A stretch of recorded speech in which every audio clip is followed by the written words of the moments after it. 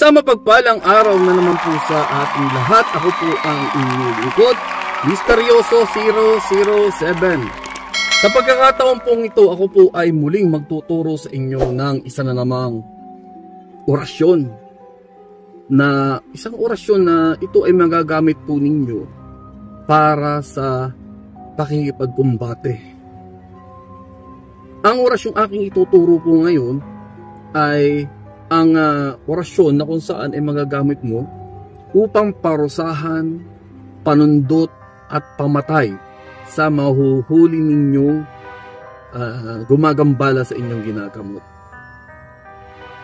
Balikan ko lang yung nakaraan na video natin na ako ay nagturo ng isang napakasimpleng orasyon na ito ay pwede mong ipamarusa o pamarusa sa gumagambala. At ako ay umaasa sa ating mga baguhan na ating mga kaibigan na nag-aaral ng lihim na karunungan ng pakikipagkumbate sa gamutan ay inyo na po itong na-memorya sa inyong isipan. Para hindi na po mahirap, hindi na po mahirap para sa inyo na isipin pa ng isipin kung ano yung orasyon na yon. Kailangan memorya nyo po ito kasi ito po yung mga basic na gagamitin mo para sa pakikipagkumbate. Para hindi mo makalimutan na may pamarusa ka palang dala-dala. Baka kasi mamaya sa oras ng labanan ay ikaw po ay makalimot. Kasi makakalimot ka niyan sa unang labanan mo. Malilimutan mo yan. Maniwala ka sa akin, malilimutan mo yan at hindi mo alam kung anong uusalin mong pamarusa. So, yung nakaraang video, yun ang pinaka-basic at pinaka-madali na pamarusa. Sapagkat yun, orasyon na yun ay gagamitin mo rin upang ihihip mo doon sa kasangkapan na pang-ipit mo.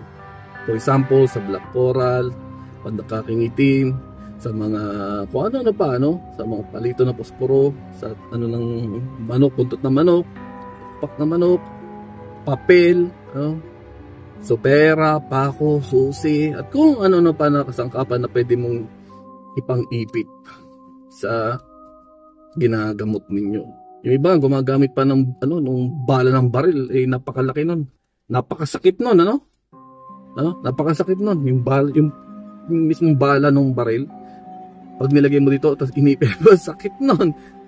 Kaya nga kaya nasasaktan yung tao kasi ganoon Humanap ka lang ng napakaliit na isang bagay na pang ipit, For example, to napakaliit lang po nito, kahit pipitin mo hindi masasaktan, kahit pipitin mo hindi masasaktan. So ganun lang. O kaya ang palito ng posporo, hindi basta-basta sila nasasaktan dun yung mga gagamutin mo kapag inipit mo o kaya yan mo dito, di ba?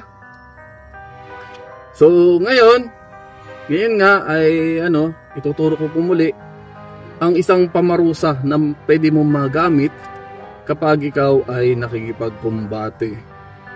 Pwede mo siyang gamitin din, pwede mong gamitin yung nauna kong video na itinuro dito at pwede mo rin gamitin ito. Bali kukunin mo to at kukunin mo yung nasa kabila ay dalawa na ang gagamitin mo pamarusa. Ngayon, ang aking ituturo ngayon ay isang pamarusa, panundot sa sigmura. Pwede dito sa sigmura, panundot mo, o kaya panundot mo dito, panundot mo. At pwede din po itong pamatay. Pwede po itong pamatay, itong tuturo ko ngayon. Panaksak, panundot dito sa sigmura, dito sa leeg, at pwede rin mo itong panggilid. Ano ba to? Ito yung espadang ni Senyor San Miguel. Okay? Ito ang espada ni Senyor San Miguel, Arcangel San Miguel. Kung makikita mo yung gin, di ba? Kung makikita mo yung gin na yung inumin, na alak, nakita mo doon yung espada ni San Miguel, di ba?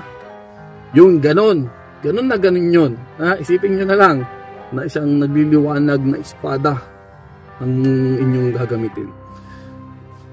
Okay? So ngayon guys, ang aking sa inyo Siyempre, kapag uusalin mo to sa iyong hintotro, sa inyong hintotro, kanan, pag-usal ganyan. Siyempre, ganun. Isipin mo na itong daliri mo, pag inuusal mo, ay magiging espadong liwanag. Nasa vision nyo yan. Kailangan nasa vision, kailangan vocation ninyo eh. Di ba? Kailangan maniwala ka na habang inuusal mo yung orasyon na yan, ay itong inuusal ay espada. Sabay ito. Diba? Gigilit mo siya. Gilit mo. O kaya, for example, kapag gusto mong parusahan, itusok mo sa kanya sigmura, ganun din. Tusok mo. Huwag mong bibiglay na, ganun, huwag mo sastukin. Ididikit mo lang, parang ganito lang, ganyan lang. At siguradong masasaktan na siya na sobra niyan. For example, matigas ka, ganun mo, parang ganito lang, yan, dikit lang. Huwag mo ididin, ganun, talagang matutusok yung kanya sigmura, hindi ganun dikit lang, yan, ganyan, ganun lang. So masasaktan na po siya ng sobra.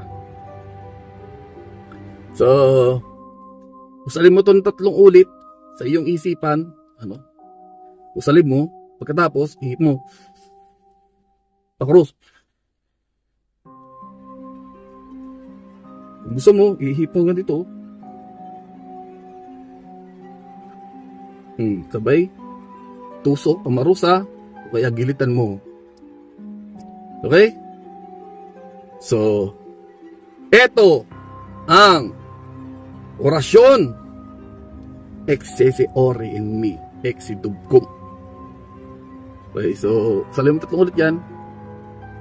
At siguradong meron ka ng espadang liwanag ni Senyor San Miguel.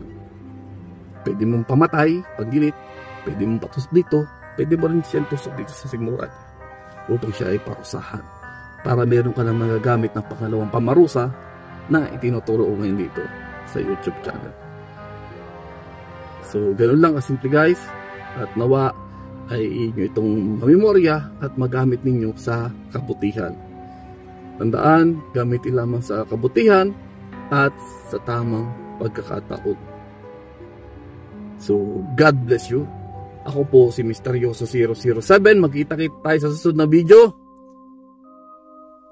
Bye!